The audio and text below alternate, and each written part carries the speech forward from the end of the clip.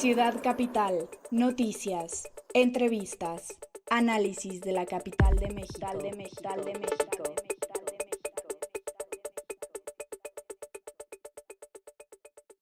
¿Qué tal amigos? Bienvenidos a Ciudad Capital.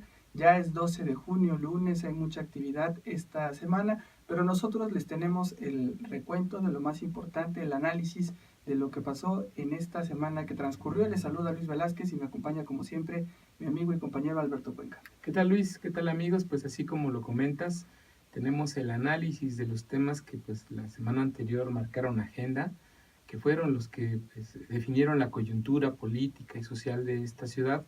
Y pues para empezar, obviamente está el tema de la ley electoral, observada por el jefe de gobierno hace 8 días, y pues finalmente en una sesión fast track, primero en una sesión de comisión que duró 10 minutos, y luego en una sesión de pleno que no duró más de 1 hora tratando el tema, pues aprobaron las observaciones del mandatario capitalino a la ley electoral.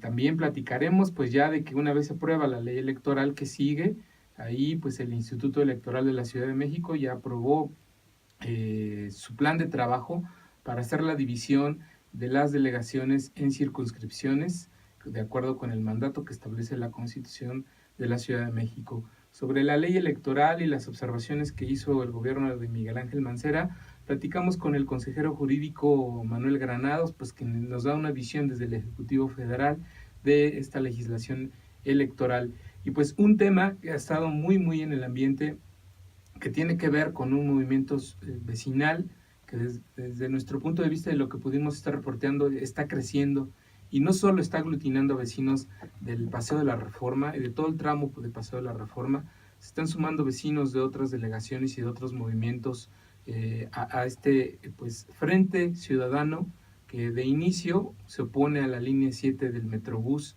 que correrá pues desde la Basílica hasta la Fuente de Petróleos. Son los temas que tenemos esta semana en Ciudad Capital.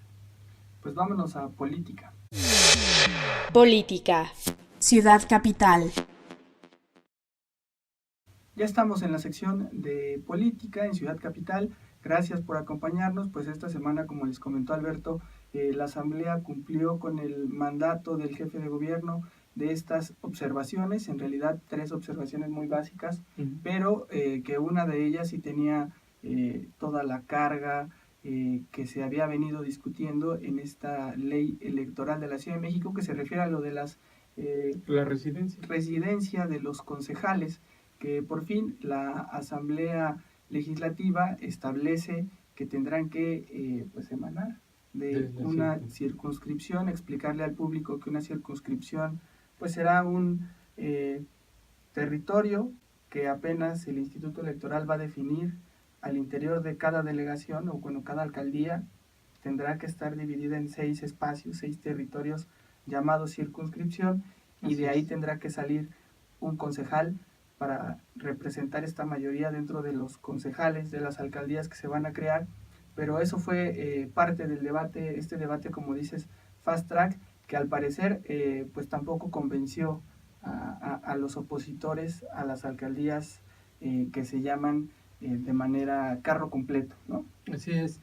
Lo que intentaron la oposición, Morena, el PRI, ya no se sumó al Partido Verde, que originalmente sí se había incorporado a este planteamiento de las alcaldías abiertas.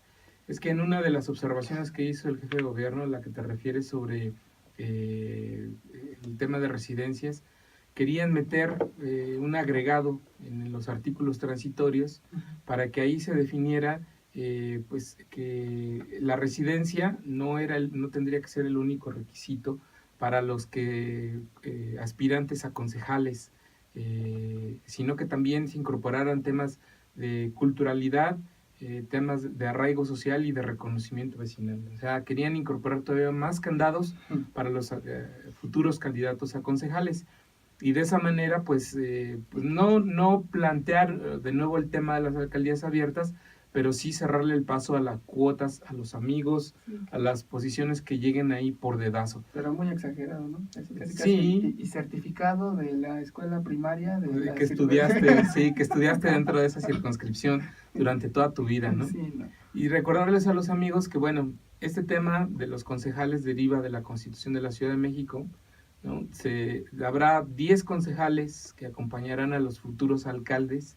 6 de esos concejales llegarán por el voto directo de los ciudadanos o de manera por la vía uninominal, que son este punto de debate. Y los otros 4 llegarán por la vía de la representación proporcional o plurinominales. El punto está en estos 6, que pues van a ser, ya lo aprobó la Asamblea Legislativa, como tú decías, del carro completo, es decir, los 6 van a ser del mismo partido político del alcalde. Entonces ahí pues no va a haber, dicen los adversarios a ese planteamiento, pues pluralidad. Y en ese sentido habló en la tribuna de la LDF durante la discusión de estas reservas, de estas observaciones, perdón, Dunia Ludlow. Ella es diputada del PRI, pues que junto con Morena y con su otro compañero de bancada, de priista, José Encarnación Alfaro, pues han pugnado por las alcaldías abiertas. Vamos con Dunia Ludlow. El pasado 30 de mayo se evitó explicarnos a todos por qué la opción de elección por planilla era una mejor propuesta. No nos dieron explicaciones, motivos, razones, sencillamente llevaron la discusión a un callejón sin salida. Nos dijeron que no se puede porque no se puede. Aún no sabemos por qué ese modelo garantizaba mejor el sistema de representación ciudadana y creaba las condiciones para un mejor gobierno. Nos dijeron que la Constitución de la Ciudad de México no permitía interpretaciones, cuando todos sabemos que la vitalidad de las normas deriva de su interpretación argumentada. Pues ahí están los argumentos de la priista Dunia Ludlow, que bueno, al final del día no lograron convencer a los diputados, a esta mayoría, que ya pues de puro trámite le dio paso a las modificaciones del jefe de gobierno, que había 2 también que eran muy importantes. Una, este plazo que se quería recortar, quién sabe si alguien se equivocó o de manera tramposa quería reducir la fecha de toma de protesta del jefe de gobierno, y también el error de cuándo finalmente empieza el año electoral, ¿no? Si el 7 de junio o el 1 de julio, ¿no? Estaban esos como que no muy bien especificados. Ya quedó claro que va a ser el 1 de octubre el arranque del año electoral, y el 5 de diciembre, como siempre, la toma de protesta del próximo jefe de gobierno. Pero pues hubo más parte del debate, ¿no? Y ya las oposiciones. Así es. De lo que comentabas a propósito de estas 2 observaciones, solo comentar que originalmente el dictamen traía que el jefe de gobierno, que emanado de las elecciones del 2018, tomaría protesta a partir del 5 de octubre de 2018. Se le querían quitar 2 meses a Le querían Mancera. quitar 2 meses a Bueno, Mancera o a quien quede de interino, porque él se va a ir a las campañas, ¿no? Y el otro tema que pues, sí fue polémico y que también lo trataremos más adelante en la entrevista con el consejero jurídico, porque le preguntamos al respecto, es de que la LEGIPE, la Ley General de Instituciones y Procedimientos Electorales, la nacional, establece que el año electoral inicia en septiembre. Sin embargo, no especifica el mes, el día sí especifica el mes. Y sin embargo, en la ley electoral de la Ciudad de México quedó establecido en los artículos transitorios que el año electoral va a iniciar en octubre. Okay. Entonces, de eso platicaremos un poco más tarde y de la entrevista con Manuel Granados. Lo que sí ocurrió es que ya una vez de que pues Morena y algunos diputados del PRI perdieron de nuevo la votación en la Asamblea Legislativa, y estas 3 observaciones del jefe de gobierno pasaron para su publicación y promulgación, lo que ya ocurrió también la semana anterior, pues es que los legisladores de Morena anunciaron que van a impugnar esta ley electoral, van a acudir a la Suprema Corte. El problema es que ellos solos tienen solo 20 legisladores, por ley necesitan 22 para presentar una acción de inconstitucionalidad. Están buscando el apoyo justo de Dunia Ludlow y de Encarnación Alfaro para ver si se suman. Platicamos con esos diputados del PRI y condicionaron su apoyo a que la acción de inconstitucionalidad que presente Morena pues tenga un sustento jurídico y no político. Dijeron, si vemos un viso de una tendencia política de solo atacar por atacar la legislación electoral no lo vamos a acompañar. Y bueno, pues durante el anuncio, vayamos al anuncio que hizo Alfonso Suárez del Real, diputado de Morena, señalando qué es lo que específicamente van a impugnar los diputados del Movimiento de Regeneración Nacional. Lo que se va a impugnar es la inconstitucionalidad de negarle al ciudadano su derecho consagrado en el artículo 53, numeral 3, fracción segunda, de elegir por la vía uninominal a cada uno de los 6 concejales que conforman la planilla que presente quien vaya a quedar como titular. Esa es la advertencia ya de Morena de que van a impugnar. Falta que estos priistas, como dices, se sumen. Yo por ahí anduve pues observando que están algunos cabildeos por parte también de Morena por conseguir otros aliados para impugnar el tema de jóvenes, en el que se ha dicho o se ha señalado que lo que aprobó el PRI, y bueno, a propuesta del PRI y que fue respaldado por el PAN y por el PRD, pues fue darle chance a los chavorrucos, ¿no? De 30 a 35, y lo que se busca es que esos espacios sean auténticamente para jóvenes de 18 a 29 años. Y pues ya estaremos viendo en las próximas semanas. Entró en vigor la legislación electoral la semana pasada, fue el día después exactamente, ¿no? Se aprobó en 3 de junio. el martes pasado, el miércoles ya estaba publicado el decreto. Sí, prácticamente el 7 de junio ya teníamos una legislación electoral vigente, y entonces lo que se abre son este periodo de 15 días para que puedan impugnarla. Ya estaremos viendo en este periodo si Morena logra en verdad sus 22 votos que necesita para la acción de inconstitucionalidad, y si se cocina la otra de los jóvenes. Pero por lo pronto, nosotros también haciendo una revisión ahí de lo que se publicó en esta ley electoral de la Ciudad de México y lo que se publica, que está ya vigente de la Constitución, pues encontramos que hay otra inconstitucionalidad ahí, porque pues a alguien se le ocurrió modificar el porcentaje de lo que se conoce como la cláusula de gobernabilidad para la definición del Congreso, y también otro apartado de la Constitución donde se habla de los principios de representación proporcional y de mayoría, que pues según la Constitución se permitirá que solo 40 diputados de un solo partido tengan esos 40 espacios por ambas vías, es decir, por la vía del voto directo y también por la vía plurinominal.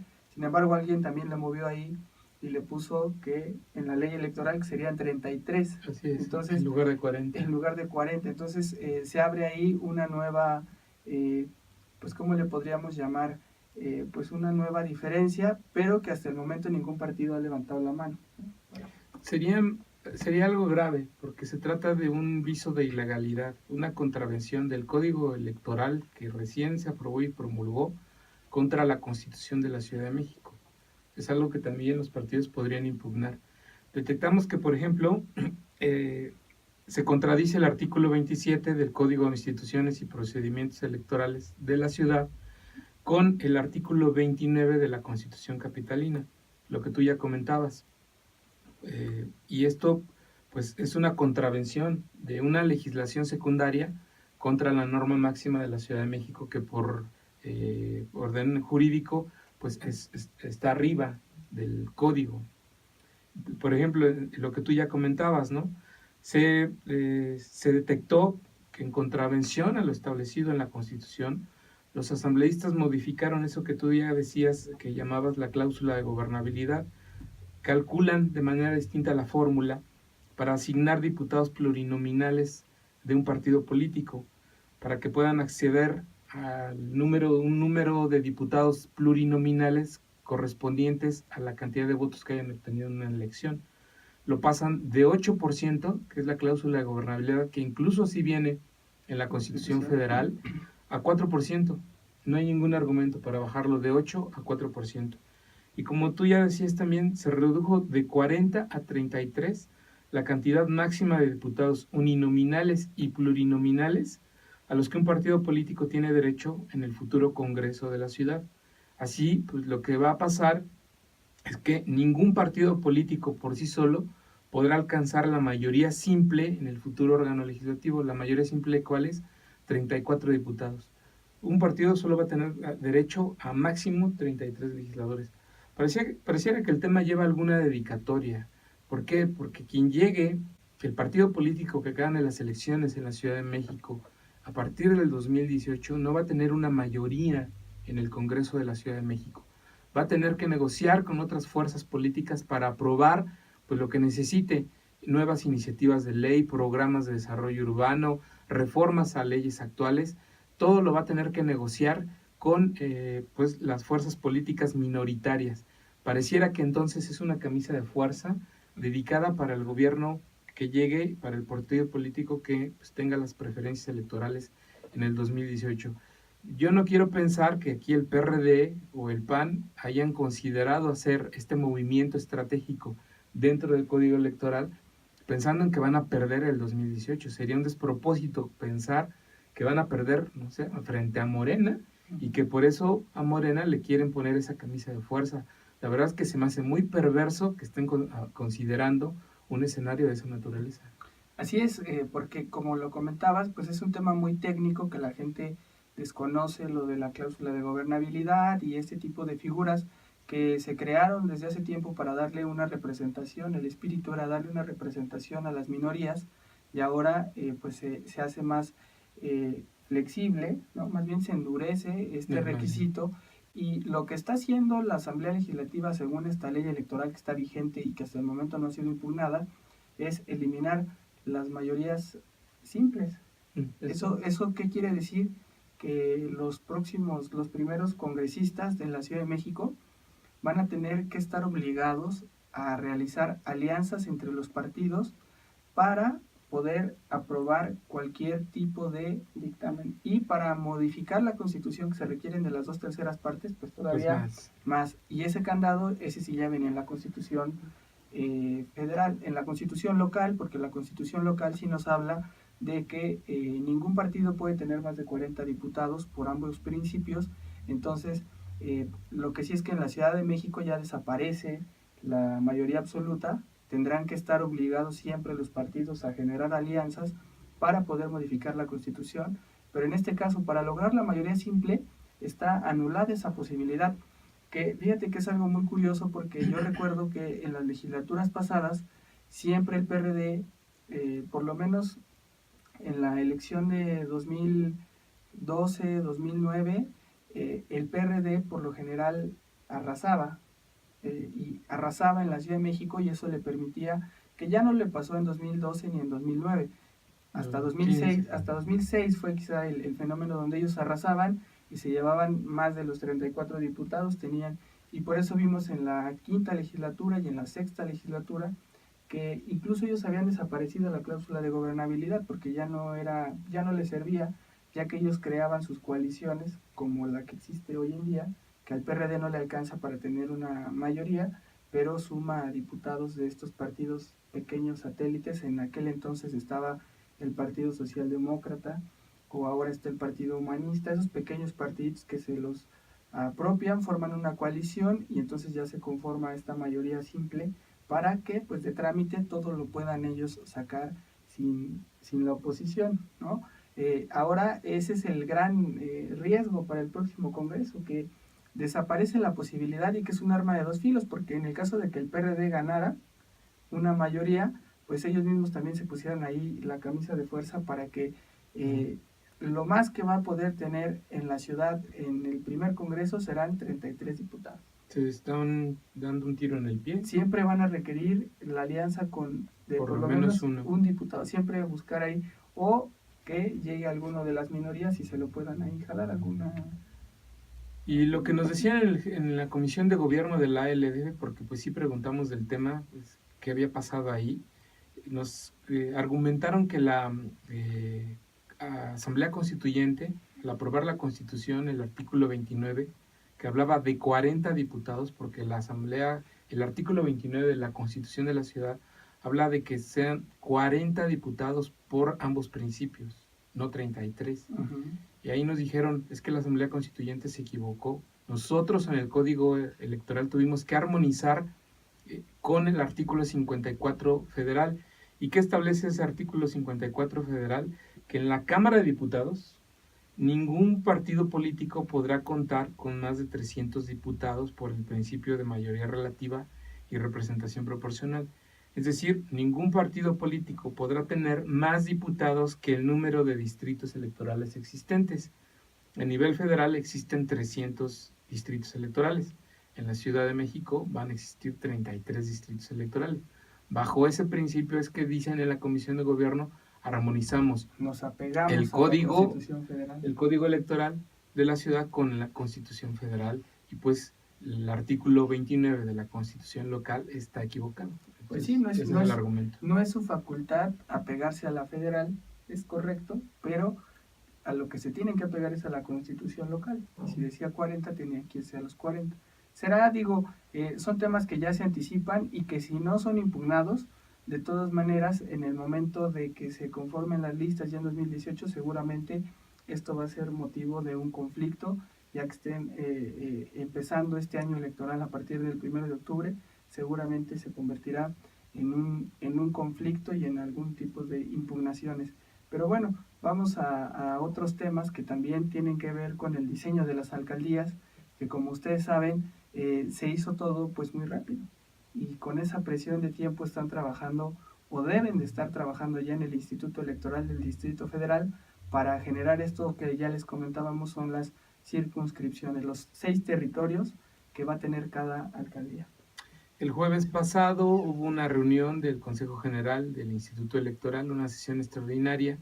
Aprobaron su plan de trabajo para hacer la división, como ya les comentábamos al inicio del programa, de las 16 demarcaciones. Cada demarcación tendrá que dividirse en 6 y en cada serán circunscripciones, así se les llamarán, y en cada circunscripción tendrá que competir o votarse un candidato a concejal de estos que ya comentábamos, de los 6 que llegarán por el principio de mayoría relativa, que van a acompañar al alcalde en el gobierno delegacional. De cada una de esas circunscripciones surgirá un candidato a concejal. Y lo que tiene que hacer el Instituto Electoral pues es dividir cada delegación, cada demarcación en 6 territorios distintos. Y a propósito de esto, pues habla en esta sesión del Consejo General el consejero Yuri Beltrán, pues quien advierte que solo van a tener 30 días, porque así quedó establecido en un transitorio del Código Electoral, solo 30 días para hacer esta circunscripción. Y dice que, por ejemplo, el INE, para hacer la redistritación de todo el país, se tomó 1 año, y ellos solo tienen 1 mes. Vayamos con el consejero electoral. Estamos viviendo una de las primeras aplicaciones concretas que hacemos de la Constitución Política de la Ciudad de México. Esta refiere en su artículo 53, apartado A, numeral 3, que las demarcaciones territoriales deben dividirse en circunscripciones cuyo trazo se determinará por este instituto con base en los criterios de población y configuración geográfica, así como de identidad social, cultural, étnica y económica. En este contexto, el día de hoy conocimos en la Gaceta Oficial de la Ciudad de México el decreto por el cual se abroga el Código de Instrucciones y Procedimientos Electorales del Distrito Federal y se expide el Código de Instituciones y Procedimientos Electorales. No establece esta disposición parámetros adicionales a los que ya de por sí establecía la Constitución local. Estuvimos esperando a ver si venía alguna sorpresa o algo que debíamos considerar a la hora de hacer los trazos. Al no ser así, lo que corresponde es que iniciemos a la voz de ya nuestro plan de trabajo para tener en muy poco tiempo circunscripciones a la altura del mandato que nos hace la Constitución de esta Ciudad de México. Más aún si consideramos que el Código Electoral que entrará en vigor da 30 días para completar ese trazo. Eso nos pone en verdaderamente en plazos muy apretados. Deberemos de estar terminando aproximadamente el 7 de julio todo este trabajo. Bueno, ¿es mucho eso? ¿Es poco eso? Sabrán ustedes que el INE habrá tomado más o menos un año en hacer la redistritación federal, 300 distritos. Están en marcha distritaciones locales en algunos estados. Las entidades federativas tardaron 4 o 5 meses en completar sus procesos de distritación. Pues con esa premura tendrán que trabajar en el Instituto Electoral del Distrito Federal. Esperemos que queden bien definidos estos nuevos territorios donde saldrán los concejales. Y antes de irnos a la entrevista en Ciudad Capital, pues los invitamos a que lean la revista de Capital CDMX, que aquí tenemos ya el nuevo ejemplar, donde hablamos de quien consideramos el caballo negro de la Ciudad de México. Échenle un ojo y aquí recibimos todas sus críticas. Vámonos ahora sí a la entrevista de Ciudad Capital. Entrevista. Ciudad Capital. Estamos ya en la entrevista aquí en Ciudad Capital. Como comentaba Alberto al principio del programa, elegimos al consejero jurídico de la Ciudad de México, Manuel Granados, para que nos explicara ciertos detalles, varias dudas que quedan sobre las observaciones del jefe de gobierno a esta ley electoral y también sobre algunas acciones que realizó la Asamblea Legislativa pues de manera personal y que han generado polémica. Notamos a un consejero jurídico con un argumento sobre todo a la defensiva, en todo momento insistiendo y señalando que la ley electoral que está pegada en todo momento a la legalidad, a la Constitución Federal y a la Constitución local. Recordemos, son 4 cuerpos normativos los que integran esta llamada ley electoral. Uno es el nuevo Código de Instituciones y Procedimientos Electorales, el otro es la Ley Procesal Electoral, una reforma a la Ley de Participación Ciudadana y otra reforma al Código Penal de la Ciudad de México. Y sobre eso, en este tono muy a la defensiva, es que habla Manuel Granados a propósito de lo que hizo la LDF para generar la ley electoral y lo que hizo el gobierno de la Ciudad de México realizando las observaciones a la misma. Vayamos con el consejero jurídico Manuel Granados. Instituciones de nueva creación, de nuevo cuño, pues no hay precedentes sobre el particular, no hay un referente a nivel estatal o federal, en tanto que es facultad también de las entidades federativas darse sus normas locales en materia electoral, y en ese sentido estimamos que se han cumplido con los esquemas también de respetar, como lo hizo el jefe de gobierno, los preceptos constitucionales a través de las observaciones enviadas. Ese es el argumento de Manuel Granados para defender lo que pues no le tocó a él aprobar, pero sí revisar y sí armonizar y mandar a la Asamblea Legislativa sus 3 opiniones, ¿no?, de estos puntos que a la luz de esta revisión con la Constitución Federal pues les brincaron porque ponían ahí en alguna contradicción de normas y sobre todo pues esto de quererle quitar al jefe de gobierno 2 meses. Y nos dice que pues las observaciones que hizo el jefe de gobierno se realizaron para darle certeza jurídica al nuevo cuerpo normativo, a este paquete electoral, porque pues le preguntábamos cuál había sido justamente el trabajo del gobierno de la ciudad, revisando también en tiempo récord, hay que decirlo ahí, pues un dictamen compuesto pues de más de 400 hojas, porque es un paquete electoral bastante importante. Y entonces pues nos responde de esta manera. Nosotros hemos hecho y lo hicimos en su momento, esas observaciones fue para dar certeza jurídica de vincular a cada uno de los candidatos a concejales a las circunscripciones determinadas y también que tuvieran demostrada la residencia por la circunscripción que participarían. Ese es un ejercicio democrático que se establece en la Constitución.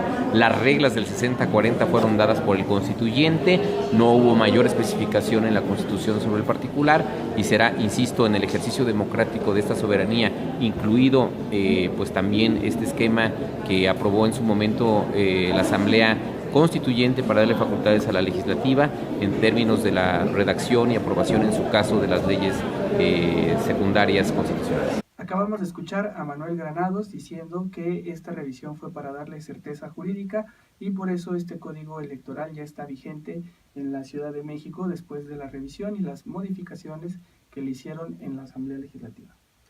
Y un tema que nos preocupaba sobremanera es el que ya les habíamos comentado, el hecho de que la Ley General de Instituciones y Procedimientos Electorales, una ley que rige a nivel federal, establece que el año electoral inicia en septiembre.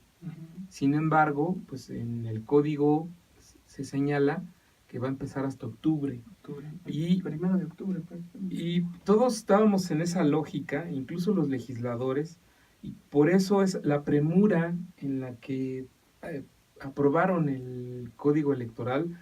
Recordemos que en la noche del 30 y madrugada del 31 de mayo aprueban el decreto en una sesión que no resultó maratónica, pero que sí empezó tarde, a las 7:30 de la noche, termina a las 12:30 del día miércoles del 31 de mayo, todo bajo la lógica de que los diputados tenían hasta el 2 de junio para aprobar el decreto y el jefe de gobierno para promulgarlo.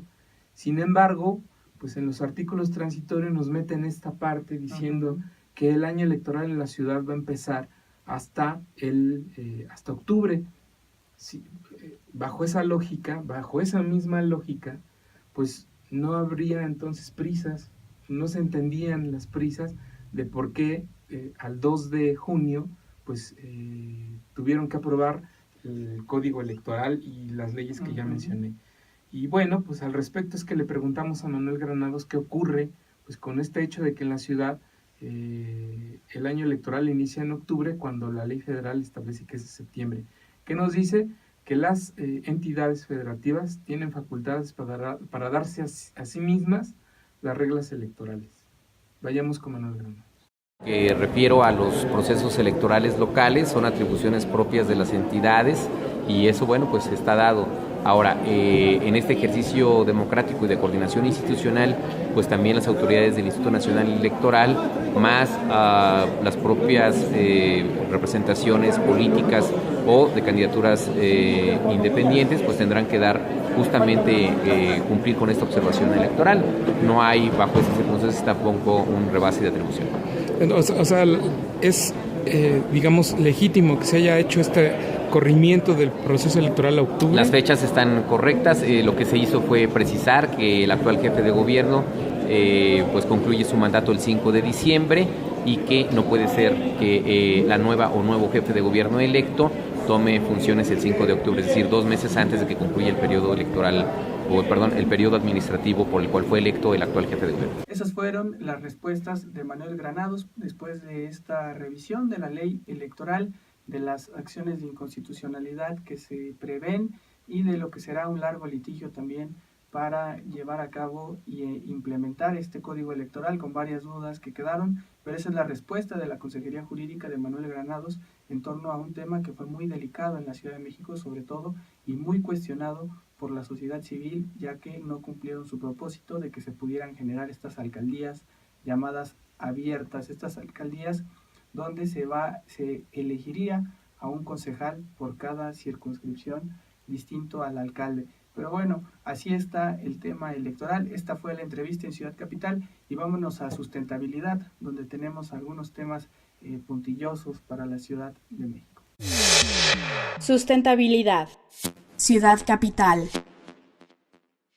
Pues ya estamos en sustentabilidad, un tema que nos parece muy importante abordar con ustedes y platicar es el de la línea 7 del Metrobús, esta línea tan importante porque pasa por pues la principal avenida de la Ciudad de México que tiene muchos monumentos y que le va a cambiar el rostro a esta avenida principal donde tenemos prácticamente los monumentos más importantes, ¿no? En esta vialidad de Paseo de la Reforma, pero el conflicto se ha desatado no tanto por quizá el daño, el patrimonio artístico, cultural, ¿no? Más bien ha sido ahorita los señalamientos a la obra por la cuestión medioambiental, ¿no? Y también lo que no se considera justo como la apropiación del espacio público, que digo, ese es un tema muy amplio, ¿no? Muy diverso, porque pues también se contrapone con las oportunidades de generar más transporte público en la ciudad. Apropiación del espacio público, un tema del que nos comentaron vecinos que se oponen al proyecto. Apropiación del espacio público a través pues de contratos de publicidad que de plano van a convertir a los parabuses en pues exhibidores de publicidad que van a romper, dicen los vecinos, con la imagen y esta visión y esta definición arquitectónica que tiene el Paseo de la Reforma. Pero antes de los vecinos, vamos a insertar un segmento de una conferencia de prensa que dan diputados de Morena. Eso ocurrió el miércoles de la semana pasada, después de la Diputación Permanente. Diputados de Morena presentan un punto de acuerdo pidiéndole a la Secretaría de Obras y a distintas autoridades del gobierno de la ciudad que les remitieran un informe sobre la situación jurídica, administrativa que existe en torno a la línea 7 del Metrobús, pues porque hay muchas dudas sobre el proyecto mismo y las licencias federales que tienen que existir para desarrollar el proyecto.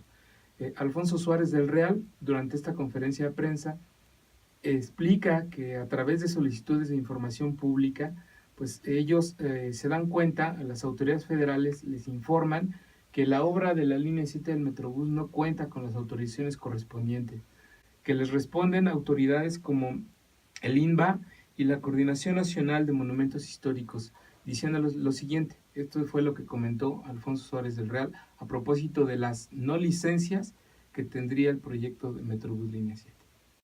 5 de junio del 2017 dice textualmente: luego de una búsqueda exhaustiva y razonable en los archivos de este instituto, no se ha generado ningún tipo de visto bueno ni documentación alguna respecto a la construcción de la línea 7 del Metrobús, que correrá por la avenida Paseo de la Reforma de esta ciudad capital, la cual no cuenta con declaración de monumento artístico considerada como zona de monumentos artísticos.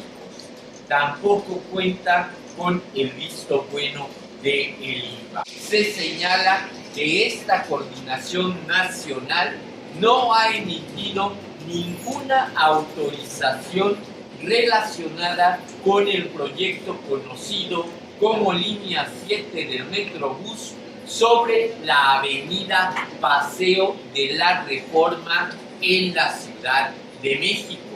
Estaríamos hablando del tramo prácticamente que se refiere a el paseo histórico que va de la avenida Juárez a la Puerta de los Leones. ¿Qué autoridad?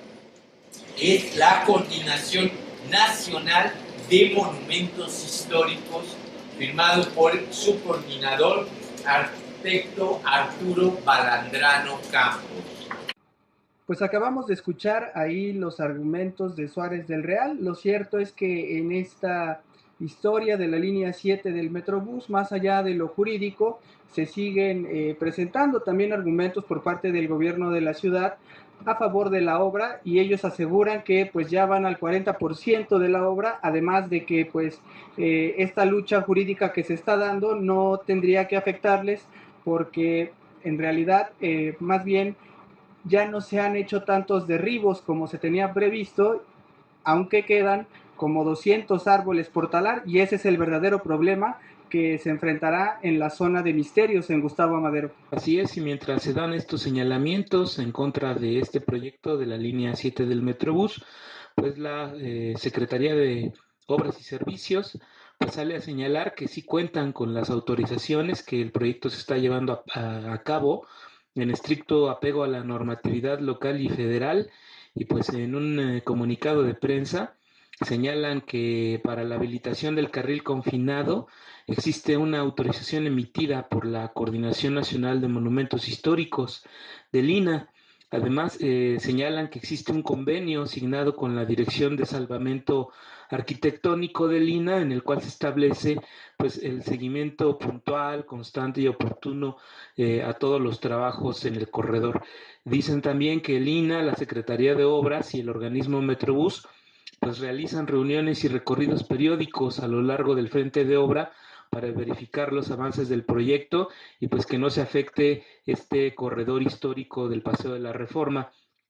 Y mientras tanto, pues bueno, vecinos se siguen organizando en la zona de Calzada de los Misterios, donde se va a realizar una de las mayores talas de árboles, se habla de hasta 640, pues los vecinos se organizan para tratar de impedir que esto suceda, están realizando guardias nocturnas, y sobre esto nos habla Mari Carmen Amezquita, una vecina de la Calzada de los Misterios, precisamente, que está pues encabezando a este grupo de colonos que se oponen a que se realice no tanto la obra del Metrobús, pero sí la tala de árboles. Vamos a escuchar a esta vecina.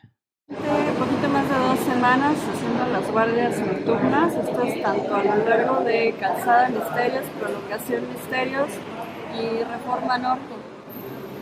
Y nosotros ya ingresamos una petición a la licenciada Patricia Mercado hace también 2 semanas, donde le estamos solicitando una reunión a ella y a todas las instancias encargadas del proyecto Metrobús.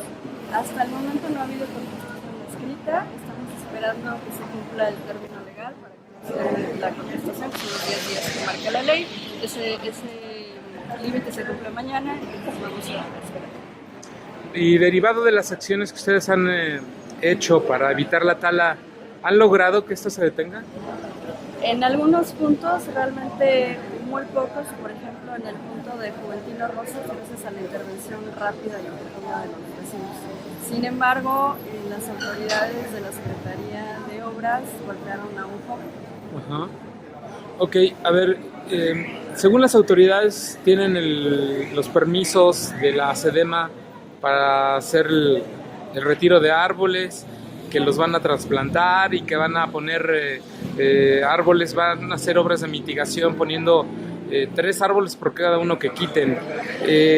Al respecto, bueno, los vecinos, ¿qué información tienen? Sí, en primera no nos informaron. Ellos llegaron a talar y simplemente llegaron con aproximadamente 5 tráileres y con un montón de motosierras, cuadrillas inmensas, de verdad con un exceso de fuerza que ni siquiera era necesario.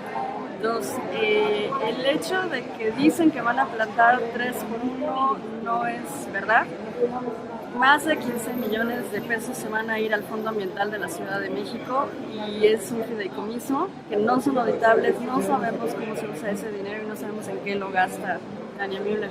Escuchamos a la vecina que ha estado muy atenta, prácticamente dedicando toda su vida, todo su tiempo a defender estos árboles que se van a derribar en Gustavo Amadero para que salga esta línea 7 del Metrobús.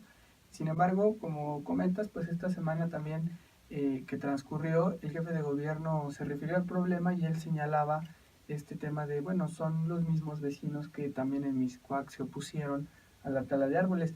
En Mixcoac la situación fue distinta, ahí sí se logró con toda la oposición vecinal y todo hacer una adecuación del proyecto y se salvaron como unos 800 árboles. Aquí no se ven como muchas esperanzas. Lo que nos decía la vecina es que de entrada los árboles que están talando y que quieren talar tienen algunos más de 50 años. El diputado Morena Suárez del Real afirmaba que incluso hay algunos árboles de más de 90 años de edad. Y esta vecina, Mari Carmen Amezquita, también nos comentaba que según han consultado con especialistas, que pues el gobierno de la ciudad asegura que por cada árbol que van a talar van a poner 3. Y pues lo que nos decía esta vecina es que en lo que estos 3 árboles crecen hasta desarrollarse como adultos y generar pues este valor ambiental, va a pasar mucho tiempo. Entonces que realmente la reposición de árboles tal como lo está planteando Medio Ambiente no es tal. También lo que nos decía es que, y lo lamentaba, las declaraciones del jefe de gobierno señalando que pues atrás de ellos hay intereses políticos, de partidos políticos que los están manejando. Y por otra parte también señala que lo que está logrando Mancera con este proyecto de la línea 7 del Metrobús es aglutinar a los vecinos, pero en su contra. Pero, por ejemplo, ya a este frente de ciudadanos que están en la parte norte de Paseo de la Reforma, en la zona de Ministerios, y también a la parte sur, donde también hay oposición por el impacto que va a tener en la zona de Polanco y del Bosque de Chapultepec, están llegando, como tú ya decías, vecinos del deprimido de Mixcoac, vecinos que se están oponiendo a que en el velódromo, el actual velódromo, se construya el estadio del Cruz Azul. Y en fin, están llegando vecinos de otras zonas de la ciudad en donde también hay señalamientos hacia proyectos de obras del gobierno de la ciudad. Vamos a ver cómo lo dice Mari Carmen Amezquita. Están vecinos, sí, en efecto, del deprimido de Mixcoac, que ya vivieron esta situación y la vivieron en carne propia y fueron golpeados y agredidos por granaderos del gobierno de la Ciudad de México. Están vecinos también del velódromo que están preocupadísimos por todas las talas y todo lo que va a suceder en la Magdalena Michoacán. Están vecinos del corredor de Chapultepec porque ellos también vivieron ya en carne propia todas estas situaciones y toda esta privatización y venta de la ciudad a empresas que en realidad no entendemos por qué ese es el modelo económico a seguir cuando hay otro tipo de propuestas. ¿Del predio de la Mexicana? Del predio de la Mexicana apenas nos vamos a contactar. Okay. Digamos que este proyecto del Paseo de la Reforma lo que está logrando es aglutinar a los vecinos, pero en contra, ¿no? En contra, pero no en contra sin razón, sino en contra de un modelo de movilidad que no está funcionando en la Ciudad de México, que le está entregando a privados la avenida más importante de la ciudad, porque si usted revisa los contratos y revisa la documentación que ha publicado el gobierno de la ciudad, es un contrato publicitario jugosísimo. No es más que eso, realmente no va a resolver los problemas que tenemos de transporte en todo el corredor. Bueno, el jefe de gobierno hizo una declaración muy desafortunada, ¿no? Donde llama a los vecinos itinerantes, donde descalifica la molestia ciudadana por la manera en la que está haciendo las cosas. Y además nos descalifica diciendo que pertenecemos a grupos políticos y diciendo que porque están los vecinos del deprimido de Mixcoac no tenemos realmente un fundamento en nuestra queja y nuestra molestia no tiene realmente una razón de ser. Sí, es cierto. Así es, como dice la vecina, pues ya se están sumando, por ejemplo, los del velódromo, que ahí yo veo lo malo es no la obra, sino que va a llegar el Cruz Azul, ¿no? No es cierto. Pobres vecinos. Pobrecitos, pero no es cierto. Creo yo que si hacemos como una revisión de lo que ha sido estos movimientos vecinales, efectivamente, lo que sí yo he podido percibir en este sexenio es que está creciendo como esta lucha vecinal que nace del tema del desarrollo urbano y que han tenido una manera de, quizá a través de las redes sociales, de poderse ir unificando, y eso ha venido dando este nuevo fenómeno como de un frente vecinal más sólido, sí, que se acompaña al alertar, oye, tengo un problema en una obra acá, y entonces van y respaldan, y así aparece una pues mayor oposición vecinal, ya cuando, y la parte que revisa el gobierno es, oye, a ver, ¿cuántos son? Nada más tenemos a 5 vecinos de la colonia, ¿no? Y 20, pero de otras colonias, pero lo que se ha dado es como este fenómeno de agrupación vecinal cada vez más grande, pues lo hemos visto con Josefina MacGregor, con Maite de las Rivas, con Mayela Delgadillo, con Susana Canaguati, Mayela Delgadillo, o sea, son como los nuevos liderazgos que han salido de lo vecinal en este tipo ya, pero el problema es que se politiza, porque entonces ya estamos en un tema donde ya cualquier obra brinca todo ese frente vecinal, que no necesariamente es el frente legítimo, ¿no?, de la colonia, que diga, ahí es donde el gobierno tiene que consultar efectivamente a los de la colonia o a los afectados principales y decirles, ¿están de acuerdo o no están de acuerdo? Como pasó con el deprimido de Mixcoac, que ya el próximo mes lo inauguran, y que en realidad pues no pasó nada, y había mucha población que respaldaba la obra, porque si era una obra necesaria resolver ese embudo que se daba ahí en circuito interior.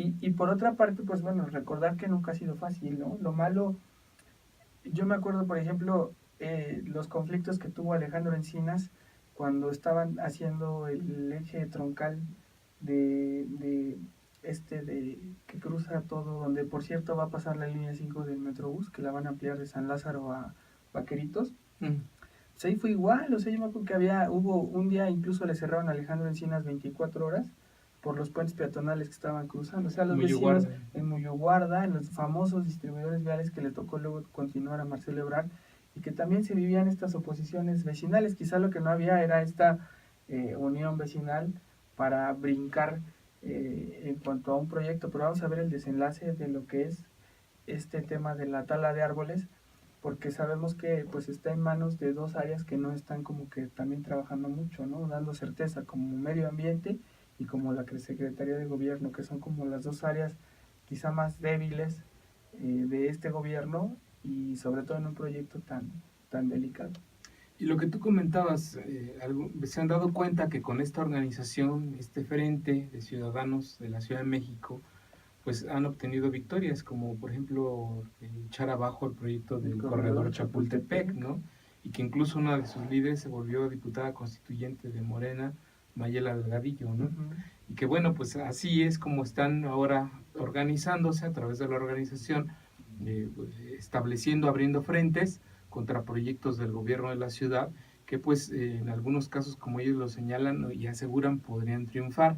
Y surgiendo también estos nuevos liderazgos que tú ya comentabas. Uno de ellos que detectamos se llama Gustavo García. Él es vecino de Las Granadas, lo que se ha dado en llamar el nuevo Polanco. Este desarrollo inmobiliario, este boom inmobiliario que creció, sí, justo ahí en la zona de la Miguel Hidalgo. Ciudad Slim. Ciudad Slim, sí, porque está cerca del centro Imbursa, ¿no? Y además todo lo ha hecho él ahí.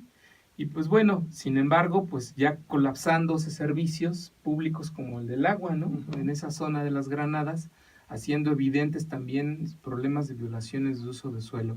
Pero con Gustavo García lo que platicamos pues tiene que ver con este otro frente contra el Metrobús Línea 7, pero en la parte sur, justo en esta zona de Polanco y en la zona del bosque de Chapultepec, pues en donde se argumenta que por un lado se cambió ya de área de valor ambiental a bosque urbano, lo que abriría la puerta a privatizar el bosque de Chapultepec y distintas áreas públicas. Lo que también nos dice este vecino es que desde el inicio del año el gobierno de la ciudad está trabajando en un PATR, un permiso administrativo temporal revocable, para permitir que empresas de publicidad, y que ese dice es el verdadero negocio, establezcan hasta 898 marquesinas en los parabuses que va a haber en todo el trayecto del Metrobús Línea 7, desde la villa hasta la fuente de petróleos. Así lo dice Gustavo García. Pues como vecinos habíamos venido afirmando que esto se trata de un proyecto improvisado, un proyecto precipitado. Hasta hace algunos días pudimos obtener los documentos que demuestran que no se cuentan con la autorización en particular del Instituto Nacional de Antropología e Historia, que es el ente responsable de resguardar monumentos históricos creados antes de 1900, y con base en esto se demuestra que cualquier instalación de mobiliario urbano más allá del remozamiento o arreglo del concreto hidráulico de Paseo de la Reforma no se puede realizar, ¿no? Hasta en tanto no se cuente con esta autorización. Extraña, sin embargo, que por otro lado, meses antes, ya a principios de 2017, ya se haya otorgado el permiso administrativo temporal revocable, el PATR, que es el medio mediante el cual el gobierno de la ciudad concesiona el espacio público a cambio de una contraprestación, y que en este caso son 898 espacios publicitarios, 898 marquesinas de 2 metros cuadrados, algunas con anuncios luminosos, que se estableció de manera discrecional por la ciudad a través de Oficialía Mayor, que se pagará un monto de 1,073 pesos mensuales a la ciudad por el disfrute y la explotación de esos espacios públicos. Es el espacio publicitario más cotizado en la República Mexicana, Paseo de la Reforma, y extraña que sea un proceso que lamentablemente no se llevó a cabo con transparencia ni con un debido concurso o licitación, y es el contrato publicitario más cotizado, me atrevería a decir, de la República Mexicana. Pues sí es novedosa esta denuncia que hace este vecino. Eso quizás sí podría cuestionarse, el abrir tantos espacios de publicidad sí podrían romper con la imagen urbana de esta avenida tan importante. Sí, y pues lo que él señala, lo que insiste y han insistido los distintos vecinos y las personas que pues han mostrado interés en este tema, es que ha habido mucha opacidad del proyecto, que no se aclaran muchas preguntas, hay más preguntas que respuestas. Y pues es lo que él también nos comenta, cómo hemos tenido información preguntando aquí y allá, vamos a una oficina de esta forma, acudimos acá, pues para solicitar la información que de alguna manera nos permita a nosotros pues conocer de qué se trata, de qué va este proyecto. Así lo dice al hablar sobre la opacidad, pues este vecino de Las Granadas. Publicitarias estarán ubicadas en todo el tramo sur de la línea 7, de dónde a dónde, qué segmentos ocuparían. Es la parte fundamental que los vecinos estamos argumentando, que este proyecto, por la envergadura que tiene, carece de una transparencia. Es una avenida emblemática y hasta el día de hoy no se conoce el proyecto ejecutivo, la memoria descriptiva, el trazo, los planos, las características del mobiliario urbano no se conocen. Eso significa que pues, si no se conocen, no hubo manera de poder consultar a especialistas, a expertos, a cámaras, a gremios, a asociaciones, y mucho menos a vecinos. ¿Cómo calcularon estos 898 espacios? Solamente el oficial mayor y el jefe de gobierno saben. ¿Cómo calcularon que esa contraprestación de 1,073 pesos mensuales era adecuada? Solo el jefe de gobierno sabe. Pero lo que todos sabemos es que es uno de los negocios que durante tiempo se ha venido cabildeando, que se entregue a cierta empresa publicitaria, un conglomerado internacional. ¿Y sería sobre todo el Paseo de la Reforma o sobre solamente algún sector? El problema es que el PATR, el texto del permiso, no lo especifica. Simplemente se remite a decir son 898 espacios publicitarios del proyecto de la línea 7 del Metrobús. Y al momento en que los vecinos pedimos el proyecto ejecutivo, la memoria descriptiva, los planos de cada estación, nos dice la Secretaría de Obras que está reservada la información, que es secreta, en virtud de que se encuentra sujeto a una supuesta auditoría. Entonces, nadie tiene esta información. Ninguna de las organizaciones vecinales o civiles, es más, me atrevo a decir que ni la Secretaría de Gobierno conoce este proyecto porque está reservada la información. Esa es la otra denuncia muy importante que hace este vecino, pero esta historia pareciera que es muy larga en cuanto a esta lucha vecinal, y pues yo tengo entendido que la línea estará operando ya en octubre, entonces también están ahí a contrarreloj de los tiempos y de que la obra pues va muy firme. Va muy firme, como tú ya decías, está avanzando en el corredor, en varias secciones del Paseo de la Reforma, ya se ve que está el concreto hidráulico pues listo para que pase por ahí el Metrobús, estas unidades de 2 pisos que van a sustituir a los actuales autobuses, ¿no? Se habla de que son 80, 90 autobuses los que van a circular por Paseo de la Reforma, con una inversión de más de 2.100 millones de pesos, según lo que nos dijo en su momento, también en este espacio para una entrevista, Guillermo Calderón, director del sistema Metrobús.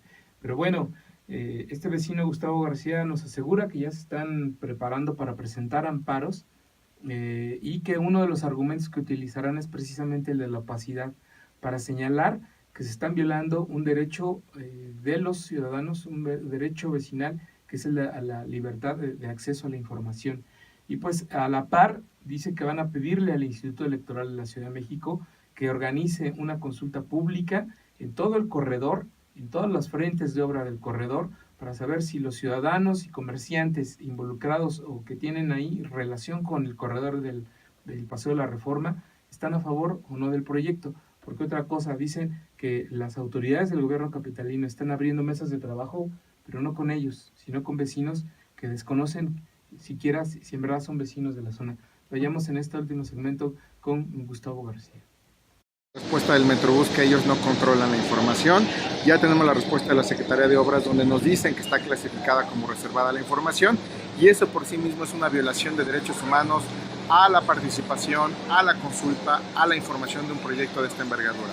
¿Qué es lo que sigue ahora? Bueno, ver si reaccionan las autoridades ante un llamamiento de la ilegalidad de la obra por carecer de la autorización del INAH, y si la autoridad por iniciativa propia no detiene esto hasta en tanto no se tenga pública la información, no se consulte y no se hagan los estudios correspondientes, se sometan a consideración de las comunidades, no nos quedará otra vía más que proceder con el juicio de amparo para que a través de un juez federal se respeten los derechos humanos y se proteja el patrimonio cultural e histórico de Paseo de la Reforma. La pregunta sería obvia, ¿por qué esperar todo este proceso para presentar el amparo? ¿No hay elementos todavía? Sí hay elementos, nos falta un elemento que es el hecho de que los comités ciudadanos están evaluando pedirle expresamente al Instituto Electoral una consulta pública del proyecto como para refrendar esa omisión, y no solamente refrendar, pedirle al instituto que intervenga y argumentarle al juez que las obras se deben de suspender hasta en tanto no resuelva el Instituto Electoral respecto a esta consulta.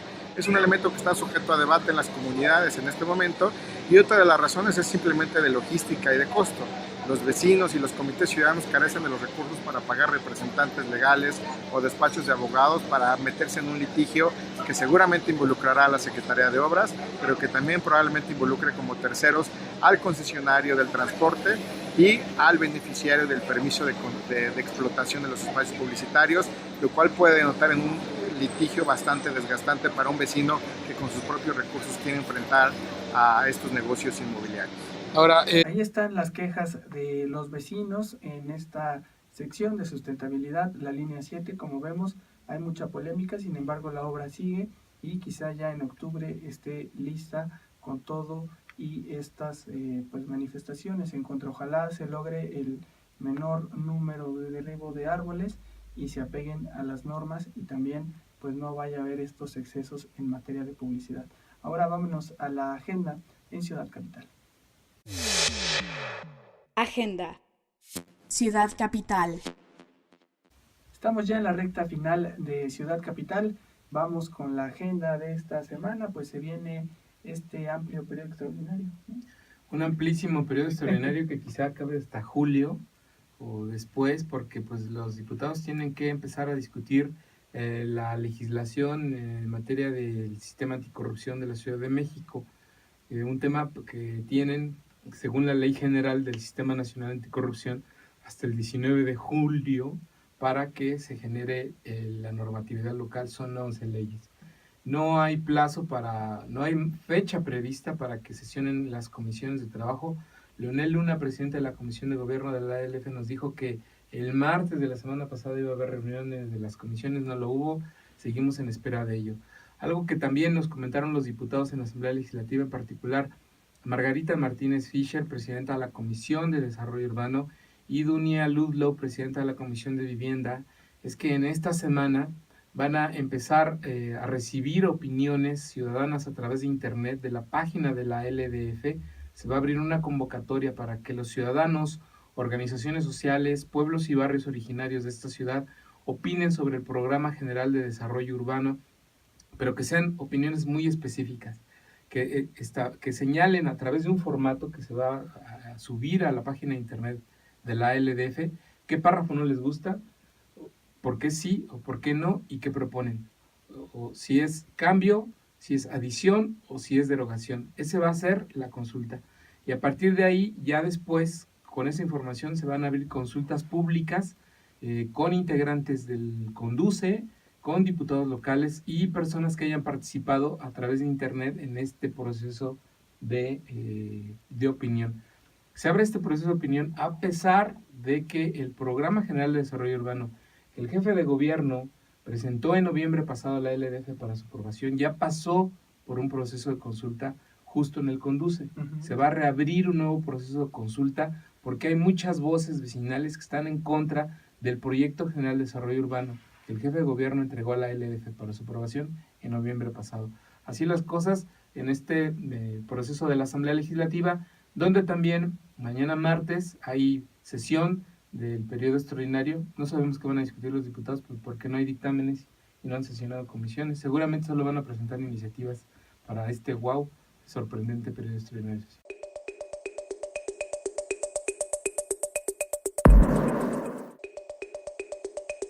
Así llegamos al final de Ciudad Capital. Se despide usted Luis Velázquez. Nos escuchamos la próxima semana, Alberto.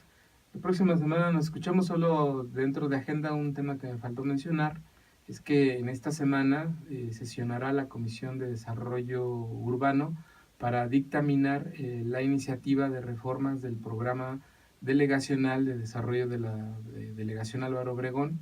El jefe de gobierno ya envió la iniciativa.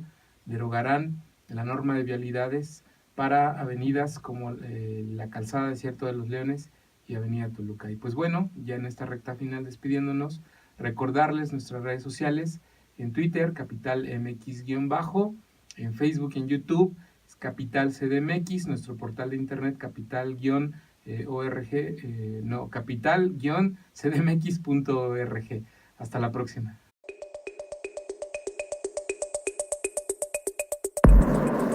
Ciudad Capital, noticias, entrevistas, análisis de la capital de México.